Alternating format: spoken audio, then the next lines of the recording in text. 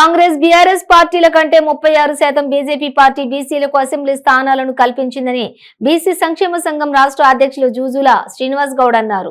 Musheerabad BC కేంద్రం కార్యాలయంలో విలేకరుల సమావేశంలో వారు మాట్లాడుతూ కేసీఆర్, రేవంత్ రెడ్డి బీసీలను మోసం చేశారని ధ్వజమెత్తారు. కేసీఆర్ బీజేపీ చివరి విడత వచ్చిన తర్వాత బీసీ సంక్షేమ సంఘం ఆధ్వర్యంలో రాష్ట్ర స్థాయి విస్తృత సమావేశాన్ని ఏర్పాటు చేయనున్నట్లుగా వెల్లడించారు. బీసీల కార్యాచరణ విషయంపై చర్చిస్తామని తెలిపారు.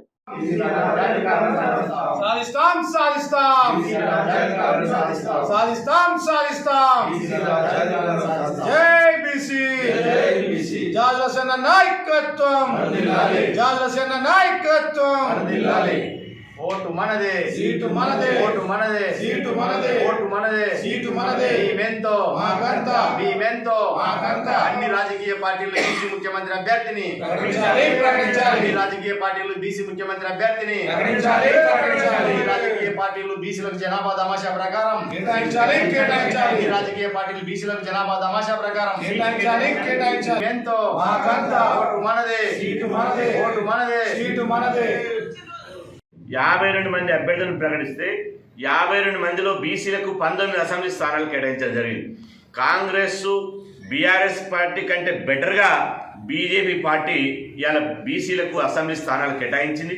గుడ్డిలో మెళ్ళన్నట్టు ఇవాళ కాంగ్రెస్ పార్టీ బీసీలకు 20% టికెట్లు ఇస్తే, అదేవిధంగా బీఆర్ఎస్ పార్టీ 19% టికెట్లు ఇస్తే, ఇవాళ బీజేపీ పార్టీ 36% బీసీలకు టికెట్లు ఇచ్చింది. ఇవాళ బీజేపీ పార్టీని అభినందిస్తున్నాం. ఎందుకంటే ఈ దొంగల కంటే కాంగ్రెస్ బీజేపీల కంటే బీజేపీ నయం. ఇప్పటికైనా కాంగ్రెస్ చూసి బీజేపీ పార్టీని చూసి కాంగ్రెస్ బీఆర్ఎస్ బుద్ధి తెచ్చుకోవాలి, సిగ్గు తెచ్చుకోవాలి.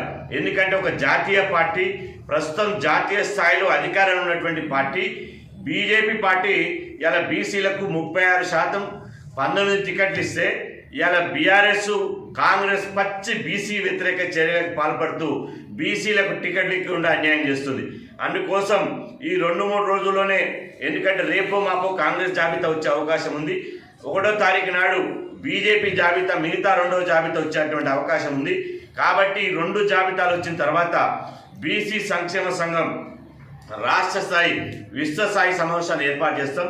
విశ్వస్థాయి సమావేశంలో ఇవాళ తెలంగాణ రాష్ట్రంలో ప్రస్తుతం అసెంబ్లీలో జరుగుతున్నటువంటి ఎన్నికల మీద ఏ పార్టీ బీసీ ద్రోహుల పార్టీలు, ఏ పార్టీలు బీసీలకు అన్యాయం చేశాయి, ఇదే సమయంలో ఏ పార్టీ బీసీలకు ఎక్కువ టికెట్లు ఇచ్చింది, ఏ పార్టీ బీసీలకు ముఖ్యమంత్రి బీసీ బిడ్డని ముఖ్యమంత్రి అభ్యర్థిగా ప్రకటించిందో ఆ పార్టీకి బీసీల మద్దతు ఇవ్వాలి, ఆ పార్టీని ఎట్లా ఓన్ చేసుకోవాలి అనే అన్ని విషయాల మీద కులంకషంగా విస్తృతంగా చర్చించడానికి 2-3 రోజుల్లోనే రాష్ట్ర విశ్వస్థాయి సమావేశం ఏర్పాటు చేస్తాం. అందులో బీసీల రాజకీయ కార్యాచరణ మీద చర్చించి మా రాజకీయ పాలసీని ప్రకటిస్తామని చెప్పి సందర్భంగా తెలియజేస్తున్నాం.